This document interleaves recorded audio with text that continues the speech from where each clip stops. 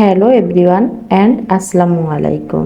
আমি আশা, আমার নতুন আরও একটা ভিডিওতে সবাইকে স্বাগতম। এখন ঘড়ির কাঁটায় ৯টা বাজে। আর যেহেতু এখন রোজার মাস, সকালবেলা তেমন কোনো কাজ থাকে না। তো সকালবেলা আমার হাজব্যান্ড উঠে দোকানে চলে গিয়েছে। আর এই যে এখন আমি আমার ছোট্ট বাবার জন্য খাবার রান্না করছি।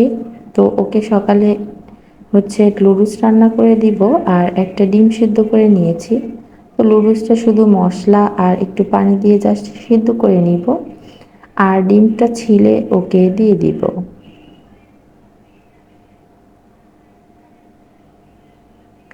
ডিমটা ও খেতে খেতেই আমি আমার বাকি কাজগুলো সেরে নিব। তো ডিমটা খাওয়া শুরু করেছে আর এদিকে লুডুসটাও রান্না করা হয়ে গিয়েছে। নুডলসটা একটু নামিয়ে নিব। আর যেহেতু গরম আছে, এই অবস্থায়ও খেতে পারবে না, তাই একটু ফ্যানের নিচে রেখে দিব। এরপরে ফিল্টারে পানিটা শেষ হয়ে গিয়েছে, তাই পানিটা একটু ভরে নিব। দেখতে দেখতে আজকে ১৬ রোজা হয়ে গিয়েছে, আর রোজাও শেষ হয়ে যাবে আর ঈদও চলে আসছে।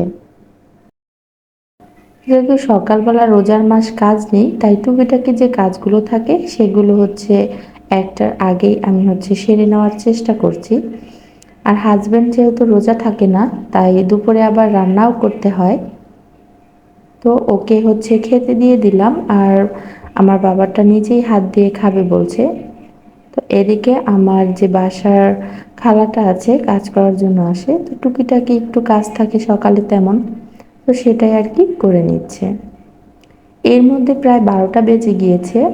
আমি এখন দুপুরে রান্না করে নিচ্ছি।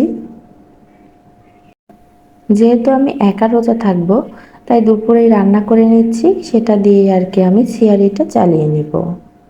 তো এখন মাংস রান্না করব। এজন্য মশলাটাকে কষিয়ে নিলাম।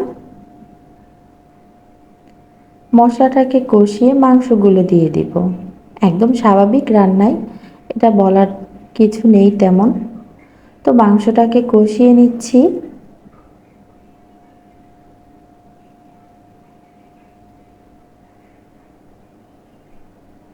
এটাকে ঢাকনা দিয়ে ঢেকে রেখে দিব। আর ভাবলাম অন্য চুলায় ইফতারের জন্য ছোলাটাও ভুনা করে রেখে দিই।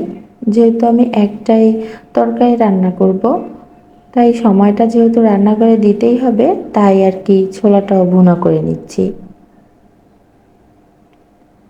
এই ছোলা ভুনা করার জন্য পেঁয়াজ আর মরিচ, তেজপাতা আর দারুচিনিটাকে ভেজে নিয়েছি। এরপর আদা আর রসুন বাটা দিয়ে দিলাম।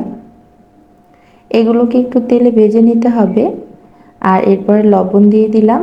আর আগে থেকে সিদ্ধ করে একটা আলু একটু ছোট করে ভেঙে দিয়েছি। এবার ছোলাটাকে মশলার সাথে একটু কষিয়ে নিব।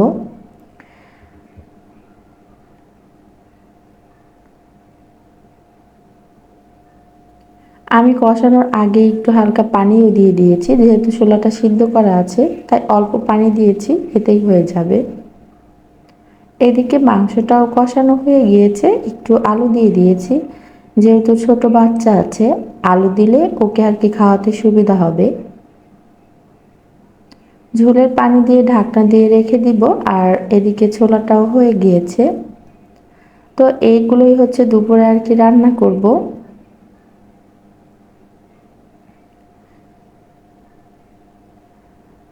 ছোলাটাকে নামিয়ে নিব আর কি।